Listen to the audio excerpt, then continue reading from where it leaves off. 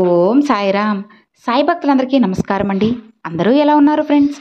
మన సాయినాథుని దయవల్ల అందరూ బాగుండాలని మనస్ఫూర్తిగా కోరుకుంటూ ఈ వీడియోనైతే స్టార్ట్ చేస్తున్నాను. ఇక ఈరోజు వీడియోలో బాబాగారు ఎప్పటిలానే ఒక మంచి సందేశాన్ని మనందరి ముందుకు తీసుకువచ్చారండి. ఇక ఏమాత్రం ఆలస్యం చేయకుండా బాబాగారి సందేశం ఏంటో స్వయంగా ఆ సాయినాథుని మాటల్లోనే విందామా? తల్లి, చూడగానే శివయ్యను తాకు. ఈ శివరాత్రికి నువ్వు కోరింది నీ చేతిలో ఉంచుతాను. నమ్మి వెంటనే తాకు అని బాబాగారితో చెప్తున్నారండి. మరి బాబాగారు మనకి ఏం చెప్పబోతున్నారో, ఎలాంటి వార్తను తీసుకురాబోతున్నారో స్వయంగా ఆ సాయినాథుని మాటల్లోనే విందామా? తల్లి, నన్ను నమ్మి వెంటనే శివయ్యని తాకు. శివరాత్రికి ఒక మంచి అద్భుతాన్ని నీ జీవితంలో జరిపిస్తాను. నువ్వు కోరే ఒక మంచి వార్తని, నువ్వు కోరే ఒక మంచి కోరికని నీకు నెరవేర్చబోతున్నాను. నమ్మి వెంటనే విను బిడ్డా.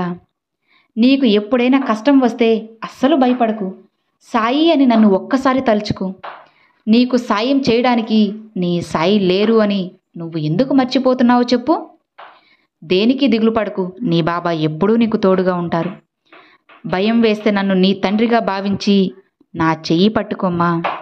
నేను నీకు మంచి దారిని చూపిస్తాను. నన్ను నమ్మి ఈరోజు శివయ్యను తాకావు కదా, రాసి పెట్టుకో బిడ్డా. శివరాత్రికంతా నువ్వు కోరే ఒక మంచి కోరికను నీ జీవితంలో జరిపిస్తాను.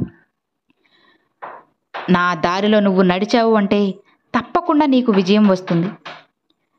ఇప్పుడు నువ్వు నీ మనసులో ఇలా అనుకుంటున్నావు కదా, బాబా, నా పాపాలని నేను ఎలా తొలగించుకోవాలి తండ్రి?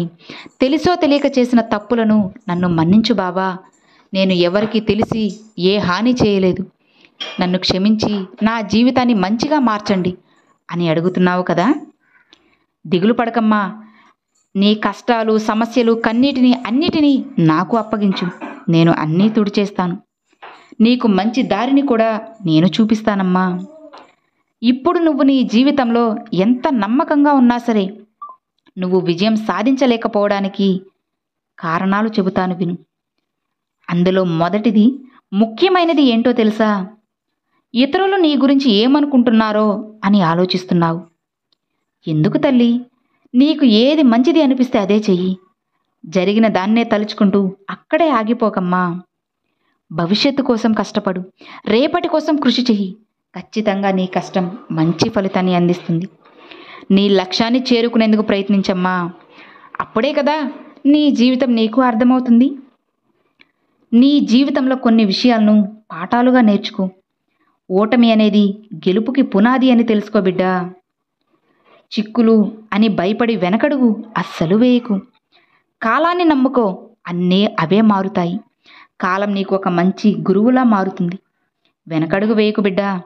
ఏదైనా సరే మంచి సమయం అని భావించు. మంచి పనులు చేస్తూ ఉండు.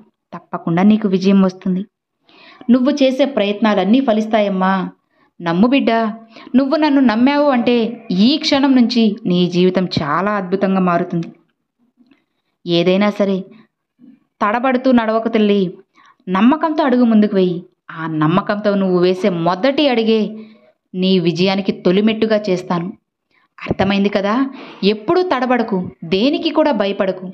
నా బాబా నాకు తోడు ఉన్నారు అని నమ్మకంతో ఉండు. ఆ నమ్మకం నీకు ఎన్నో రెట్లుగా పనిచేస్తుంది.